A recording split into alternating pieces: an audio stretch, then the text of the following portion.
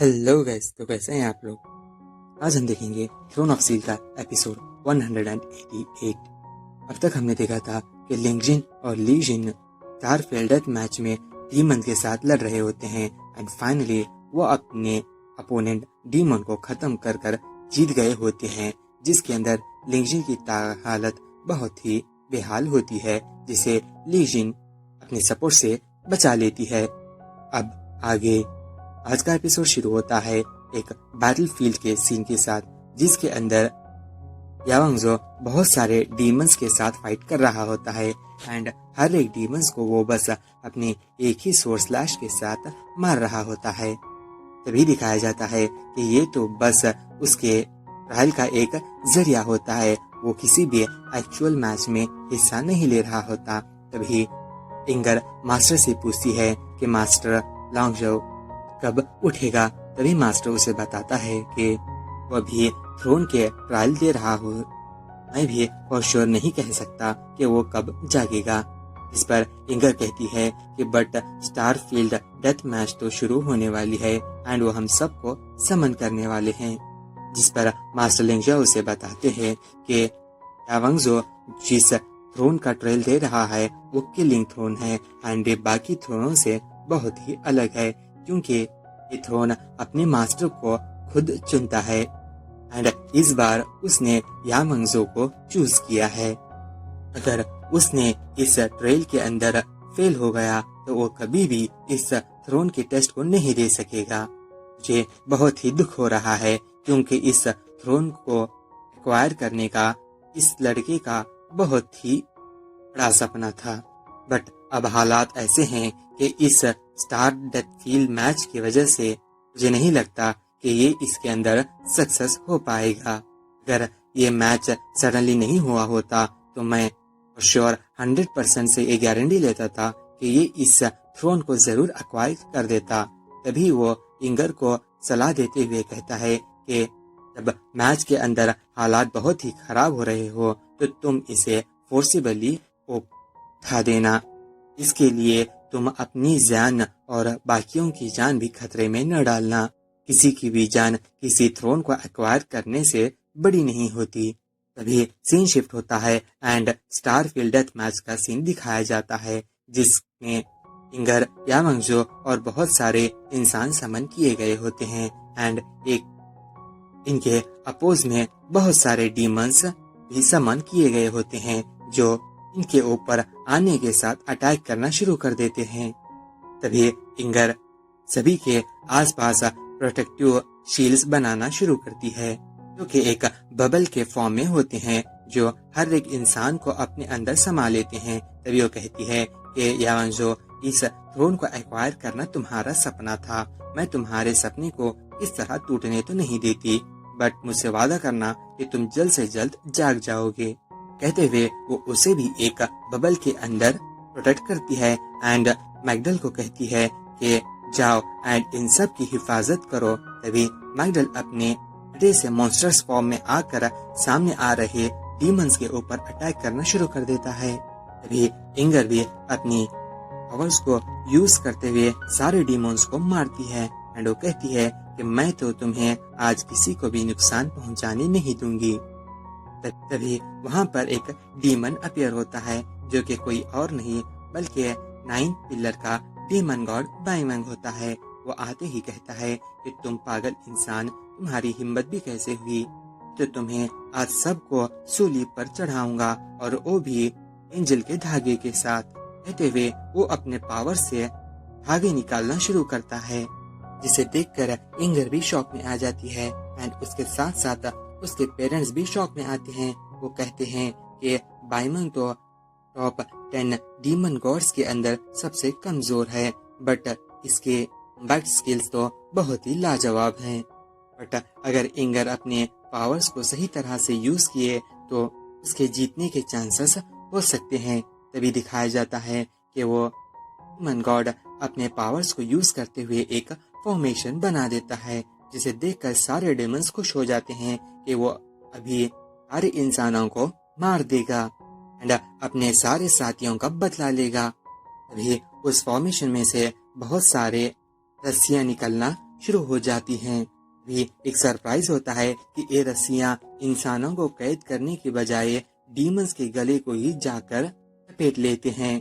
अरे डीमंस तड़पते हुए कहते हैं कि मास्टर आप ये क्या कर रहे हैं, हमारे मन को बख्श दे।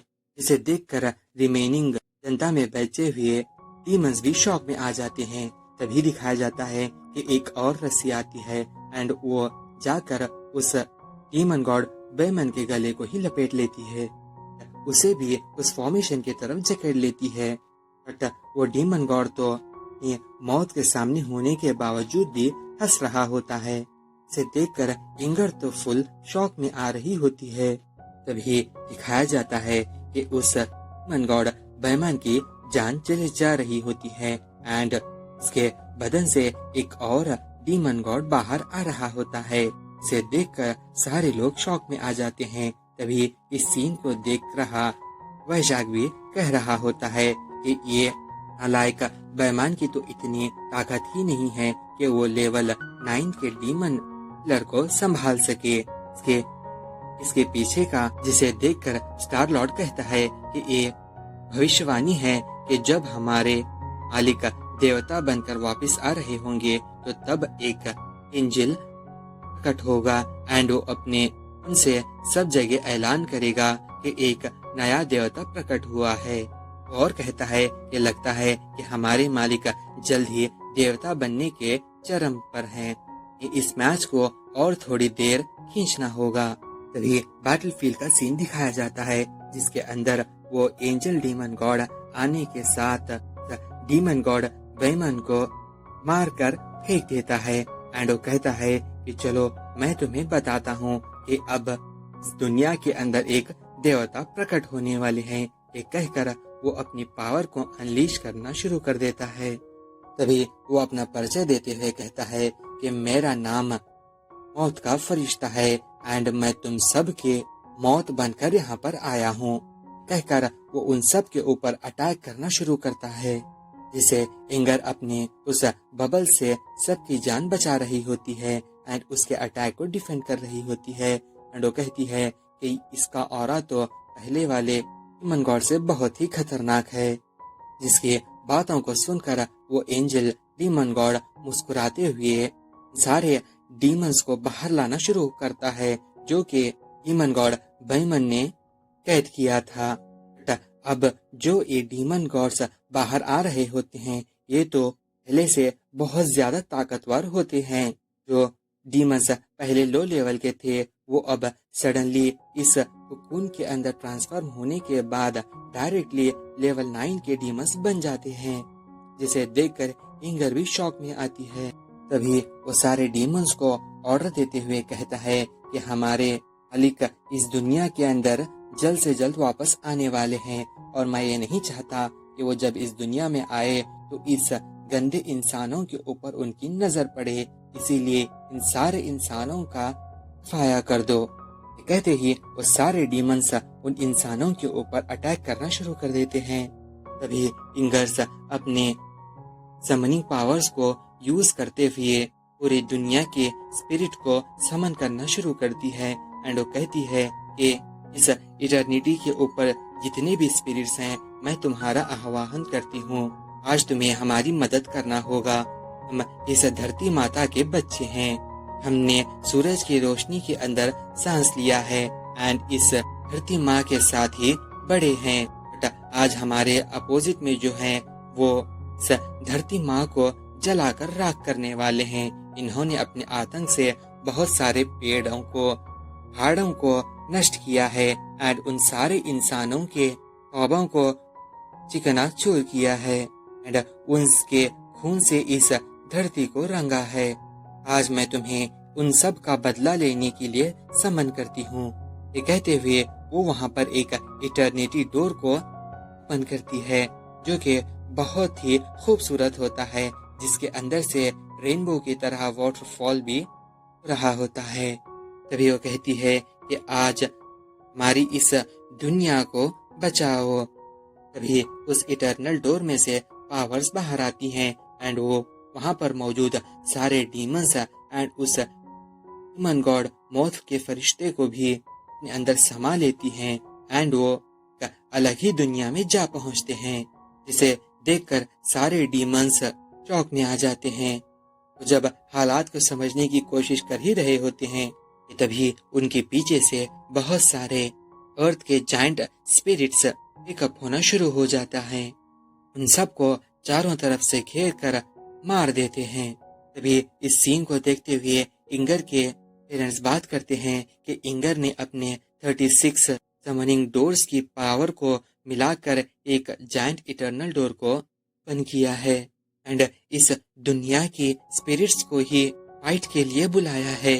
तभी एक जायंट स्पिरिट उस मौत के फरिश्ते के ऊपर अटैक कर देता है, जिसके पंच के नीचे आकर वहीं धस जाता है। तभी सारे लोग उस इटर्नल वर्ल्ड से बाहर आते हैं। अगर ये सोच रही होती है कि क्या हमने सच में उस डीमन गॉड को मार दिया, तभी उसके पीछे से एक अटैक आता है, जिसे मैगडल अपने ऊपर लेकर इंगर की सुरक्षा करता है। जब मैगडल की हालत को जांचने के लिए इंगर जा ही रही होती है कि उसके ऊपर एक और अटैक होता है एंड वो कर पीछे जा रही होती है कि तभी उसे संभलने का वक्त ही नहीं देता एंड उसके ऊपर वो मौत का फरिश्ता अटैक करता है एंड वो कह रहा होता है कि तुमने तो सबको बचा लिया, बट अब तुम्हें कौन बचाएगा। कहते हुए वो उसके पूरे पास में गया होता है। उसका अटैक उसे लगने ही वाला होता है कि तभी इंगर के अंदर एक कुछ अलग ही पावर्स आना शुरू होती है, जिस पर वो कहती है कि मुझे सब लोग बचाएंगे एंड उन्हें एक तलवार समन हो जाती है एंड वो कहती है कि आज तक हर एक ने मेरी हिफाजत की है। कहते हुए वो उसके ऊपर तलवार से अटैक कर रही होती है, जिसके अटैक्स को देखकर वो मौत का फरिश्ता भी हो जाता है। वो कहता है कि ये तो पावर उसकी नहीं लग रही, तो ये किसकी पावर्स हैं। इस पर इंगर उसे बचाती है कि हर एक इंसान जो मुझे बचाना चाहता है उसने मुझे अपनी ताकत का कुछ हिस्सा सिखाया है, अपनी थोड़ी सी ताकत मुझे दी है। उसके इस अजीब सी पावर को देखकर वो एंजल ऑफ डेथ भी घबरा जाता है। कहता है कि ये इसकी इतनी कॉम्प्लेक्स पावर ये कैसे हैंडल कर सकती है, ये तो बहुत ही खतरनाक है।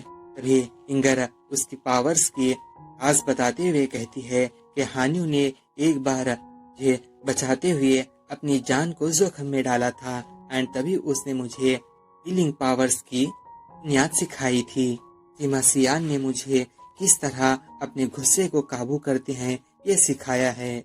उस गुस्से को किस तरह अपने अटैक्स में यूज करते हैं ये भी सिखाया है। यान्युआन ने मुझे ये सिखाया है कि किस तरह अपने पंज से बड़े पहाड़ को भी तोड़ा जा सकता है।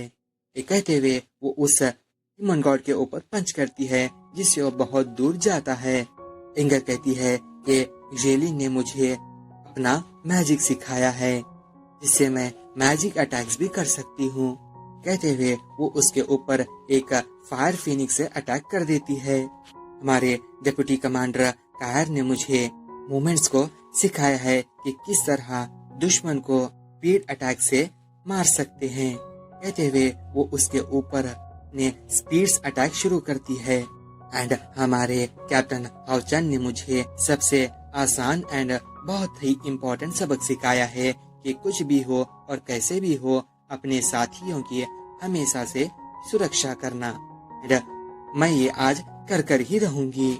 आज मैं इन सारी के शक्तियों को यूज कर अपना और इन सब का बचाव करूंगी। कहते हुए वो उन सारे शक्तियों को मिलाकर एक केज बनाकर उस डीमन गॉड को उसके अंदर कैद कर लेती है।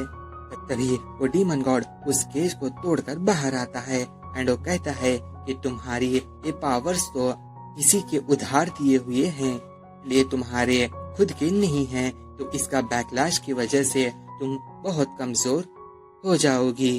तुम जितना इन पेचीदा पावर्स को कंट्रोल करने की कोशिश करोगी उतना ही तुम्हें भी जोखिम उठाना होगा। दिखाया जाता है कि इन पावर्स को यूज करते हुए इंगर की भी मुंह से खून आ रहा होता है। वो मौजू की तरफ देखकर कह रही होती है कि तुम्हें जल्द से जल्द जागना ही होगा।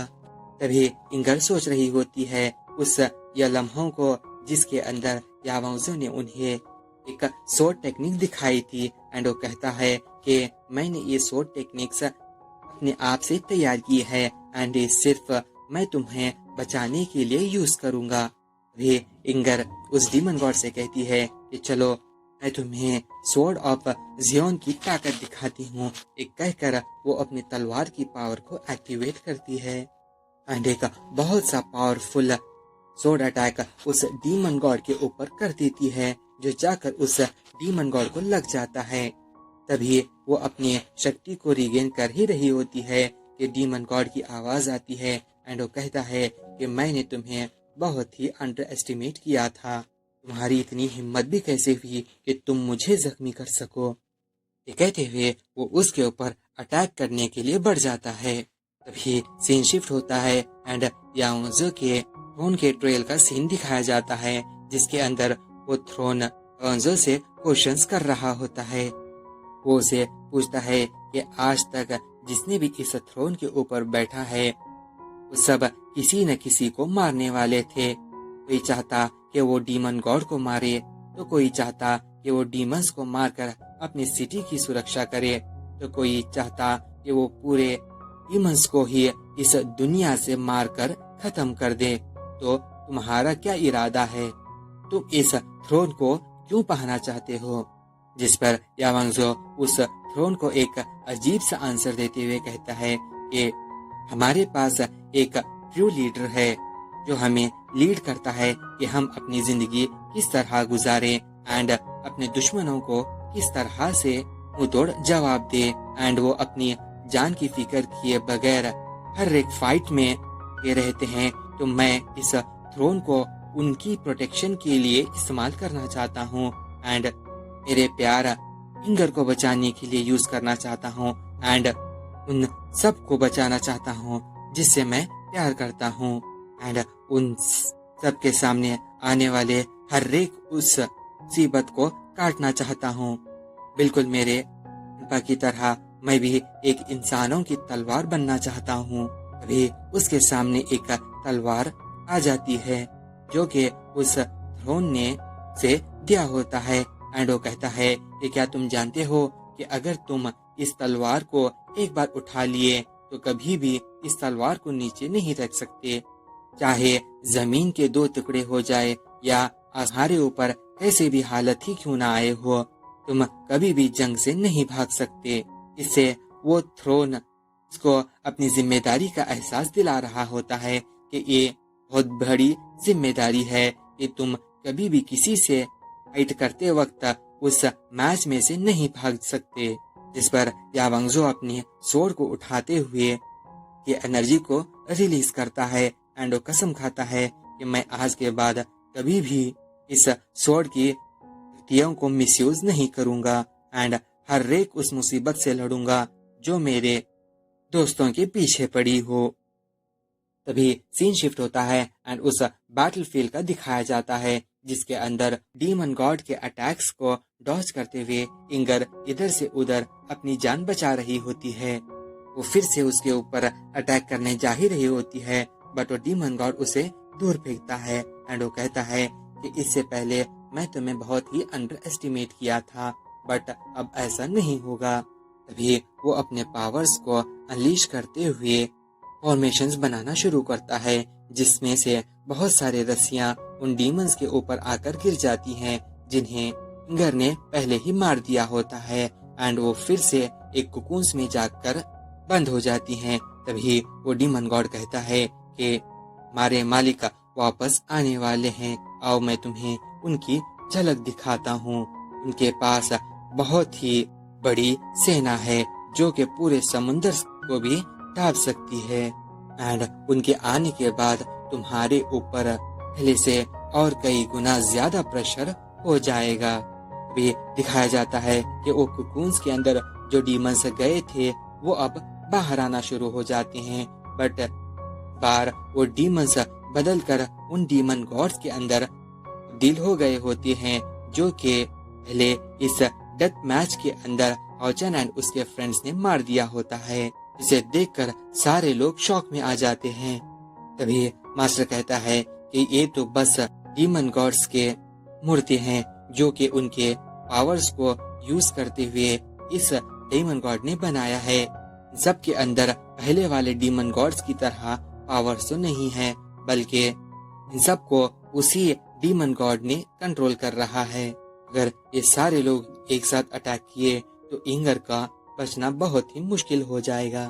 तभी वो सारे डीमन गॉड्स अपने अपने पावर्स को यूज करते हुए इंगर के ऊपर अटैक करना शुरू करते हैं।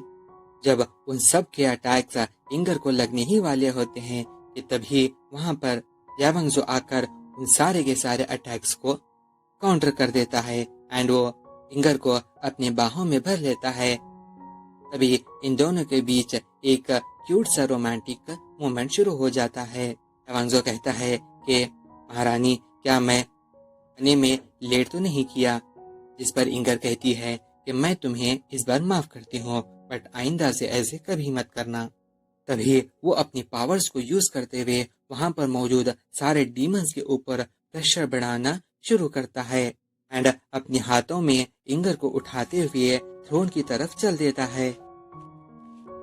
वो इंगर को थ्रोन के ऊपर बैठाता है एंड उससे पूछता है कि क्या तुम मुझे अपने साथ हमेशा रहने की परमिशन दे सकती हो, जिस पर इंगर भी उसे मान जाती है। तभी वो एंजल ऑफ गॉड वापस आता है एंड उसके साथ साथ वो उन डीमंस गॉड्स को भी लाया होता है एंड वो कह रहा होता है कि तुम मैं कभी भी नहीं मार सकते, मैं इनको बहुत अच्छी तरह से कंट्रोल कर रहा हूँ, मेरा और इनका कनेक्शन कभी भी नहीं टूटेगा, आज तो तुम्हारी मौत पक्की है।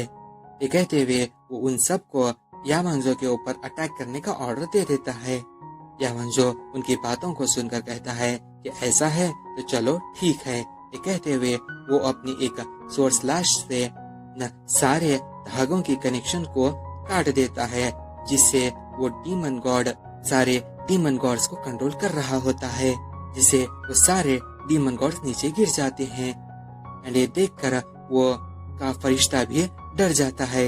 ना ही नहीं, वांगजो और कहता है कि मैं इस थ्रोन की पावर्स को समन करता हूँ एंड मुर्दों को हुक्म देता हूँ कि अपने इस कठपुतली के फॉर्म्स को छोड़ दो एंड इस थ्रोन की पावर्स को यूज करते हुए अपने आप को शुद्ध बनाओ। ये कहते ही वो सारे के सारे डीमन गॉड्स फिर से जिंदा हो उड़ते हैं।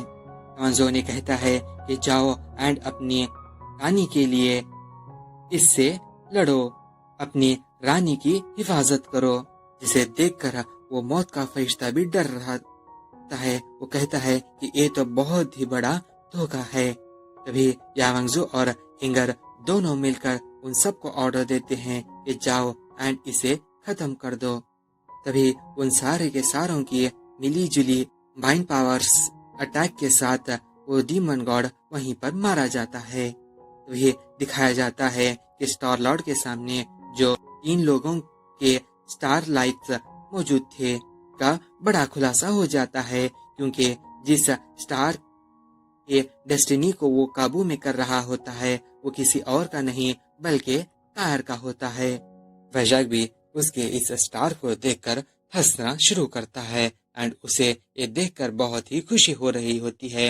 वो कहता है कि होचान को अब सफर करते हुए देखने में बहुत ही मजा आएगा। बायोंग के मौत के बदले इतना बड़ा खुलासा होना कुछ व्यर्थ नहीं गया।